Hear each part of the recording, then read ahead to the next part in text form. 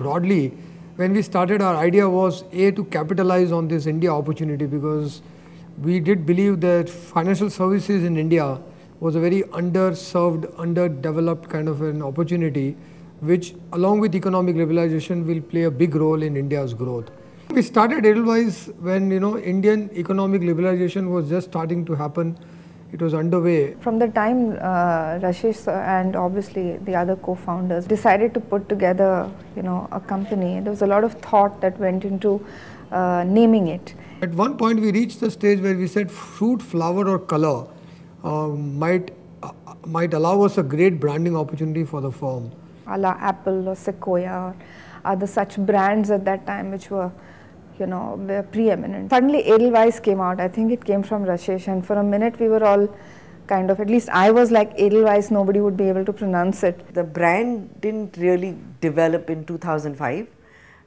It was created in 95 when Rashesh and Venkat came together and gave it the name Edelweiss. We were actually very clear that we wanted a name that was not about the founder. In several fora, Rashesh has described the journey about calling it Shah Ramaswamy, which would have made it a very, very different kind of company.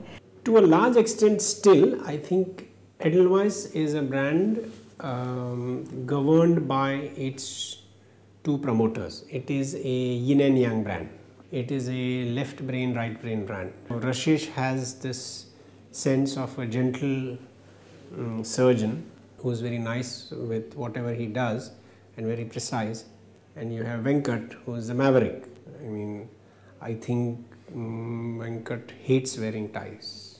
I think the first 5 years we had one logo, which was a kind of a half moon with a flower in that, with the various shades of blue in that, with the company being called Edelweiss Capital Private Limited in the early days. We also went around and looked at all the big global firms who we thought were the the good smart companies then.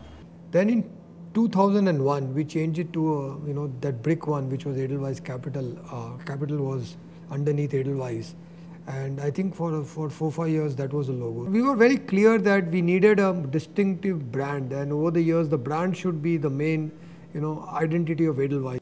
This branding exercise was actually quite unique in the sense that it began with a very, very simple brief, which was Rashesh saying, can we have a new identity? The feeling was that Edelweiss, the name and the identity, had been put together at one point, but that the company had changed since then. Our whole focus was, can we get a smart tagline, like one customer at a time, or you, we and us, or connecting the dots, or deciphering the markets for you, or things like that. One of the strange requests from Edelweiss was, can you give us something which is radical, but just so radical, or a little bit radical, which is what I say is like saying, can you reduce me a little less to a virgin, or can you get me just this much pregnant? I mean, it's an impossible task. And I think with ideas create, values protect, it honed down onto in a universal way of who we are, without attaching smartness or anything else to that, but really essence of the brand. It got captured in that. It's a small flower, but it's very white and bright, stands for purity, stands for integrity, stands for a lot of qualities that that resonate in the financial world. And the belief that in order to create something which is unique and which is long term and which is which has the potential to make a lot of us wealthy, the idea is to create owners of the company and not employees. The core culture, I think, has remained completely constant. I think the core culture around aggression, energy, push, wanting to do more, I think all of those have remained reasonably constant.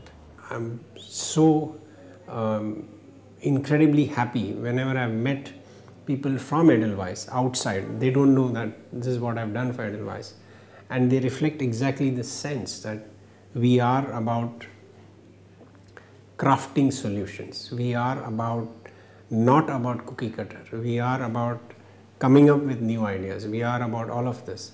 And most of them said that they got that sense from the leaders. I think building a great business and a great firm building a great organization and capitalizing on the opportunity were broadly where everything revolved around. And we said if we can do this, it will be great.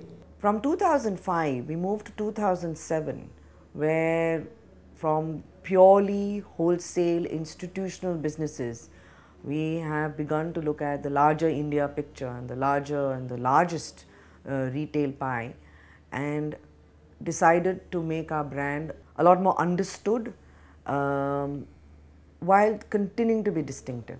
We used our own logo, the flower symbol, and used it to build a story about this company. 2007 onwards, we began to go faster with our retail aspirations, and in this case we looked at the Now I Can positioning, essentially to empower the thinking, so to speak, thinking slightly more financially evolved consumer, bringing up front the day-to-day problems that people would face and using the brand as the answer to all the financial solutions. As we continued to expand, we began to make communication a lot more compelling and a lot more resonant with the consumer. Our approach, again, like I said, has been selective but has been consistent. All of that put together has been our probably unfaltering approach to making sure that whenever anyone looks at Edelweiss, there is perceived premium value added to the brand Edelweiss. One of the positionings that we wanted to have is of a thinking organization, and therefore research has actually ended up being a reasonably integral part of our entire positioning. Various thematic fundamental research, breakthrough or path-breaking research documents have been launched, starting with the Grey Revolution, previous to that the Household Consumption Survey, post that India 2020. And they've all become talking points. A lot of these reports, after they got conceived and manufactured, I think they also got marketed very well. Our Edelweiss research community has been fairly prolific in PR and also largely respected. I'm sure many more things have happened in Edelweiss's life, and the report card has lived up to its expectations. There's an important project going on right now with Chlorophyll. It's helping us together to come to the creation of the mother brand / service brand, and each of the various sub-brands that will emerge out of them depending on the businesses we get into. The service brand will have its own rationale, its own proposition, but from there, from that core value, will emerge all the various brands, whether it be Edelweiss Mutual Fund, whether it's Edelweiss Insurance, Edelweiss Housing Finance, Edelweiss Credit Cards, whichever way we go. And I think when you go from an organization to institution, there are 3-4 things you'll have to do. One of them is, you'll obviously take your processes and systems to a completely different level. But along with that, I think, what is institutionalization eventually is what does Edelweiss stand for.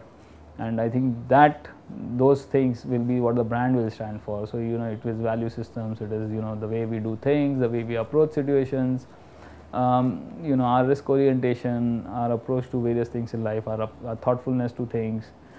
All those things is what really will, become the core of the whole brand Edelweiss.